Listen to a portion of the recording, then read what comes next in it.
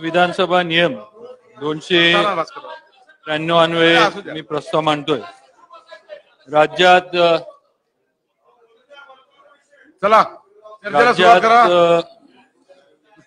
काही दिवसांपासून गत 3 महिने किंवा 5-6 महिन्यांपासून मराठा आरक्षण आणि त्याआधी सुद्धा कोपर्डीची घटना ज्या वेळेला घडली तेव्हापासून मराठा आरक्षणाबद्दल आंदोलन मोर्चे हे जे काही प्रकार आहेत ते महाराष्ट्रामध्ये आणि मराठा समाजाकडनं मराठा समाजाला आरक्षण मिळावं ही मागणी जोर धरू लागली आहे. आज सुद्धा हा प्रश्न अधिवेशन इथं होत असताना सगळ्या महाराष्ट्रातल्या मराठा समाजाचं लक्ष लागून राहिले की शासनाकडनं याबाबत निर्णय काय होतोय.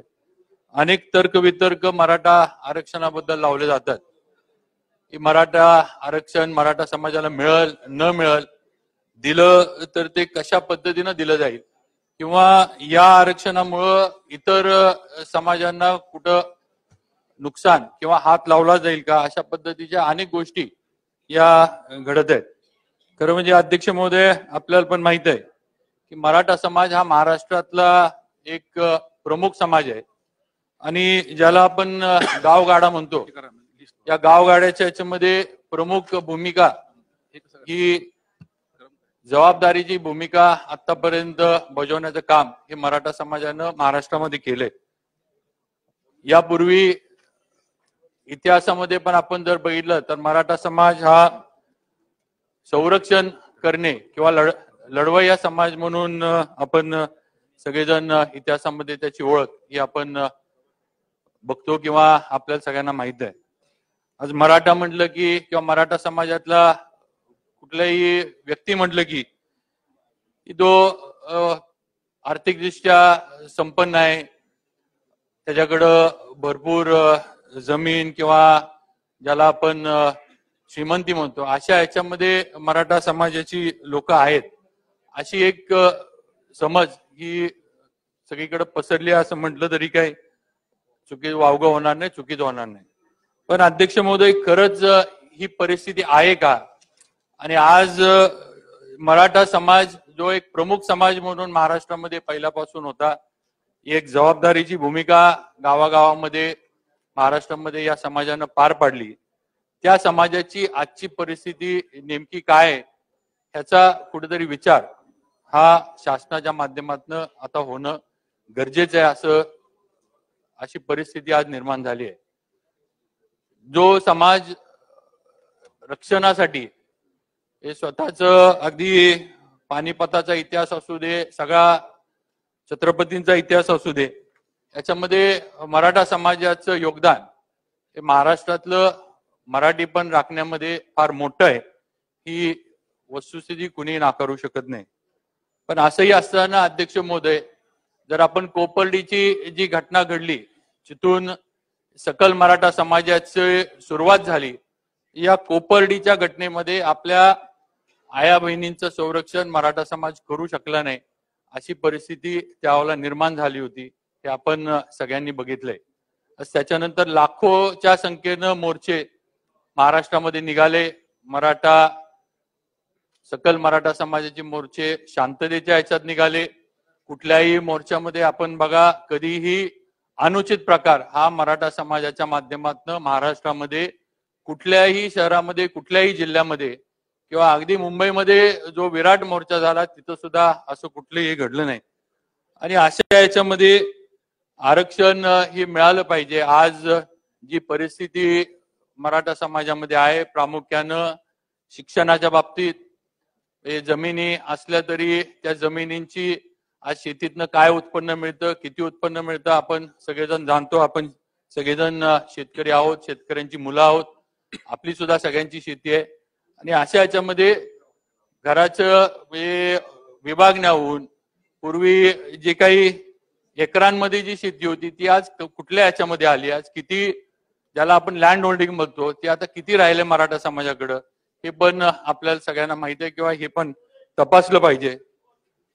असं असताना आज जी मराठा समाजाकडनं परत एकदा मराठा आरक्षणाची मागणी होत आहे ते खरं म्हणजे मला वाटतंय ज्या वेळेला देवेंद्रजी फडणवीस महाराष्ट्राचे मुख्यमंत्री होते आणि त्यावेळेला ज्यावेळेला हे सगळे मोर्चे निघाले त्यावेळेला खऱ्या अर्थानं सर्व संविधानिक कायदेशीर सगळ्या बाजू या बघून मांडून किंवा त्याचा सगळ्याचा अभ्यास करून खऱ्या अर्थानं त्यावेळेला आरक्षण टिकाऊ आणि कुठल्याही समाजाच्या आरक्षणाला हात न लावता हे मराठा समाजाला दिलं गेलं होतं. मराठा समाजाला ते मोर्चांनंतर किंवा सगळ्या याच्या नंतर ते मिळालं. देवेंद्रजींनी ते आरक्षण दिलं. हायकोर्टामध्ये हे आरक्षण टिकलं हे सगळं आपल्याला माहित आहे. पण असं असताना पण अध्यक्ष महोदय नंतरच्या काळामध्ये हे आरक्षण का गेलं, कसं गेलं, हे कुणामुळे गेलं हे सुद्धा महाराष्ट्रापुढं आणि महाराष्ट्रातल्या मराठा समाजाच्या पुढे आलं पाहिजे अशी नक्कीच या प्रस्तावाच्या माध्यमातून मी मागणी करू इच्छितो. आज तसं बघितलं तर आरक्षणामुळं एकंदरच महाराष्ट्रातलं सगळं सामाजिक वातावरण जे आहे ते ढवळून निघालंय ही वस्तुस्थिती आहे. आज प्रत्येक समाजातला दुसऱ्याकडे बघत असताना हे आपलं काहीतरी काढून कोणतरी नेतंय आणि आपल्यावर कुठेतरी अन्याय होणार आहे का काय अशा भूमिकेतनं प्रत्येक समाजाचा घटक जो आहे तो एकामेकाकडे बघायला लागलाय. आणि अशा याच्यामध्ये अध्यक्ष महोदय मला वाटतंय की शासनानं या बाबतीमध्ये मराठा समाजाला न्याय देण्याची भूमिका घेतली आहे. मुख्यमंत्र्यांनी त्यांनी स्वतः शपथ घेतली आहे की मराठा समाजाला आरक्षण हे मिळवून देणार आणि आम्हाला सर्वांना खात्री आहे किंवा या सरकारकडनंच सगळ्यांची 100% खात्री आहे की जर कुणी आरक्षण आपल्याला देऊ शकलं तर हे सरकारच देऊ शकल, अन्यथा आपल्याला आरक्षण मिळणार नाही. आतापर्यंत अध्यक्ष महोदय जसं बघितलं तर मराठा समाज जे मराठा समाजातले गेले अनेक वर्ष आपल्या सगळ्यांना माहित आहे मराठा समाजातले अनेक मोठमोठे नेते होऊन गेले. पण वस्तुस्थिती हीच आहे अध्यक्ष महोदय की मराठा समाज मोठा असल्यामुळं त्याचा राजकीय वापर कसा करता येईल हा प्रयत्न मोठ्या प्रमाणावर झाला आणि त्यामुळं मराठा समाज हा मागं पडायला लागला. आज शिक्षणाच्या बाबतीत प्रामुख्यानं मेडिकल असू दे, इंजिनिअरिंग असू दे, या सगळ्या गोष्टीमध्ये आज मराठा समाजाची मुलं मुली हे मागं पडायला लागली ती वस्तुस्थिती आहे. आणि म्हणून या याच्यामध्ये मला आपल्या माध्यमातून शासनाला सरकारला हीच विनंती करायची आहे की आज जी मराठा समाजाच्या माध्यमातून जी मागणी होतीये, जे सभा संघर्ष किंवा गाव बंदीपर्यंतचे जे काही प्रकार झाले या सगळ्याला योग्य पद्धतीनं त्यातनं न्याय मिळावा. मराठा समाजाला जे हक्काचं आरक्षण आहे आणि जे गरजू आहेत त्यांना हे आरक्षण योग्य पद्धतीनं मिळावं.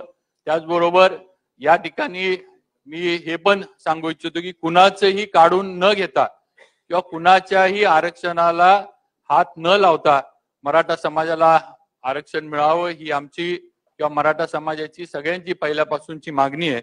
आणि हे आरक्षण पुढं कायदेशीररित्या सुद्धा टिकलं पाहिजे.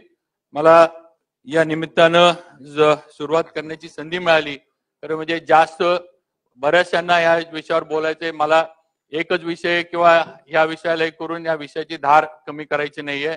पण मी या निमित्तानं मुख्यमंत्री इथे आहेत, आमचे नेते देवेंद्रजी आहेत आणि आम्हाला खात्री आहे की नक्कीच आम्हाला न्याय कुणी काही जरी म्हणत असलं, कुणी बाहेर किती जरी हे करत असले तर योग्य न्याय मराठा समाजाला या सरकारच्या माध्यमातून आणि मुख्यमंत्री एकनाथजी शिंदे आणि आमचे नेते देवेंद्रजी फडणवीस साहेब यांच्याच माध्यमातून आम्हाला न्याय मिळू शकल आणि आमचं गेलेलं आरक्षण जे आहे मराठा समाजाचं ते आम्हाला परत मिळावं ही शासनाकडे मी या निमित्तानं माझी भूमिका मांडू इच्छितो.